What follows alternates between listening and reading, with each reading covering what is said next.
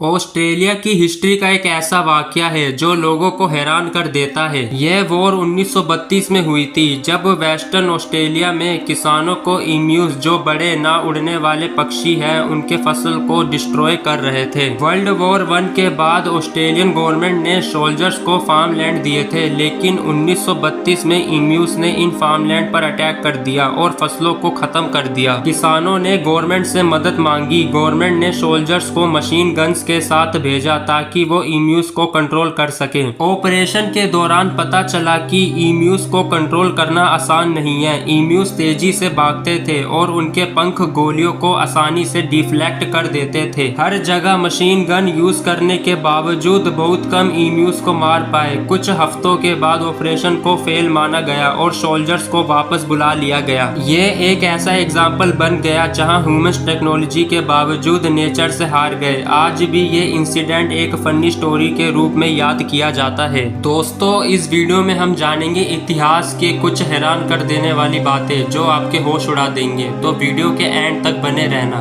Number 2, इतिहास का एक बहुत ही अजीब और हैरान कर देने वाला इंसिडेंट है। यह इवेंट स्ट्रासबर्ग, फ्रांस में हुआ था, जब लोग बिना किसी वजह के नाचने लगे और रुक नहीं रहे थे। जुलाई 1518 में फ्राउ ट्रोफेया नाम की एक औरत ने अचानक गली पर डांस करना शुरू कर दिया। ये डांस सिर्फ कुछ घंटों को नहीं बल्कि दिनों तक चला। धीरे धीरे और लोग इसमें शामिल होने लगे। देखते ही देखते 30 लोग डांस कर रहे थे और एक महीने के अंदर यह संख्या 400 तक पहुंच गई। लोग बिना किसी रुकावट के डांस कर रहे थे। बहुत से लोग एक्सोशन, हार्ट अटैक और स्ट्रोक से मरने लगे। मेडिकल प्रोफेशनल्स और लोकल अथॉरिटीज इसका कोई इलाज नहीं समझ पा रहे थे। अथॉरिटीज ने डांसर्स को लेके एक मंदिर पर भेजने का फैसला किया, जहां लोगों को प्रार्थना और धार्मिक क्रियाएं के थ्रू शांति मिलने लगी। धीरे धीरे ये महामारी खत्म हो गई। द डांसिंग प्लेग ऑफ 1518 आज भी एक रहस्य है जो हिस्टोरियंस और साइंटिस्टों को काफी हैरान कर देती है। नंबर 3,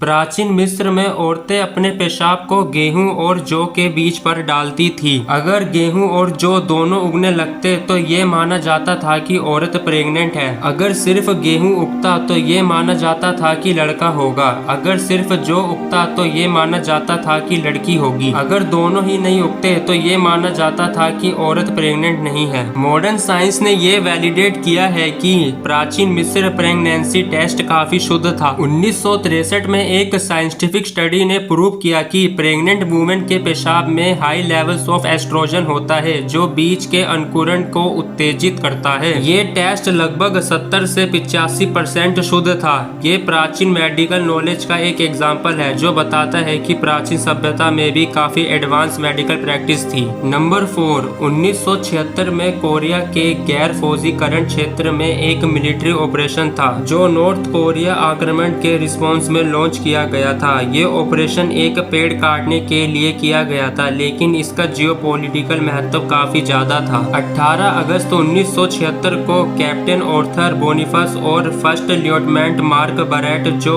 यूएस आर्मी के थे, ये एक चिनार का पेड़ काट रहे थे जो जॉइंट सिक्योरिटी एरिया में DMZ के बीच में था। नॉर्थ कोरिया के सोल्जर्स ने उन पर अटैक कर दिया और उन दोनों ऑफिसर्स को मार दिया। इस घटना को एक्स मर्डर इंसिडेंट के नाम से जाना गया। इसने यूएस और साउथ कोरिया में काफी उल्लंघन और टेंशन पैदा की। यूएस और साउथ कोरिया ने डिसाइड किया कि वो नॉर्थ कोरिया को एक स्ट्रॉन्ग मैसेज देंगे। ऑपरेशन पोल बुनियान का प्लान बनाया गया। 21 अगस्त 1976 को इस घटना के सिर्फ 3 दिन बाद यूएस ने एक मैसिव शो ऑफ फोर्स किया। ऑपरेशन सक्सेसफुल रहा और पेड़ को बिना किसी प्रतिरोध के हटा दिया गया। नॉर्थ कोरिया ने शुरू में कोई सीधा टकराव नहीं किया, लेकिन बाद में माफी पत्र जारी किया जाएगा और आगे मिलिट्री अनसावे की कार्रवाई की जाएगी से बचने की कोशिश की। ऑपरेशन पोल बुनियान ने नॉर्थ कोरिया को क्लियर मैसेज दिया कि यूएस और साउथ कोरिया अपनी टेरिटरी और लोगों की प्रोटेक्शन के लिए फुली प्रिपेयर्ड है। नंबर 5, 1807 में नेपोलियन बोनापार्टे ने टिलसीत के संधियों पर साइन करने के बाद अपने जनरल्स और गणमान्य लोगों के साथ एक खरगोश शिकार का आयोजन किया था। ये जश्न उसके मिलिट्री सफलताओं और डिप्लोमेटिक डिप्लोमेटिक अचीवमेंट्स को चिन्हित करने के लिए था।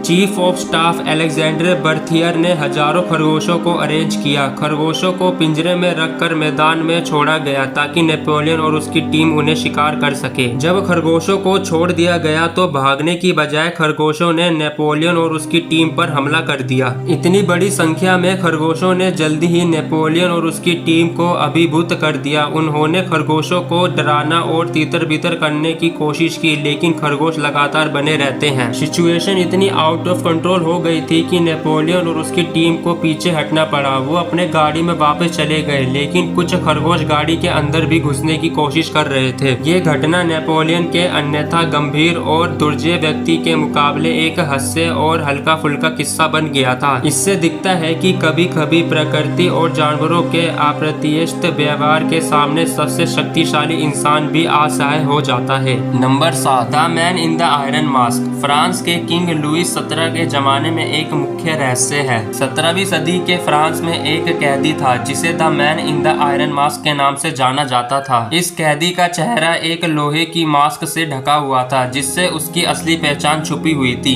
इस कैदी की पहचान और उसकी बंदी होने की वजह आज तक एक रहस्य है।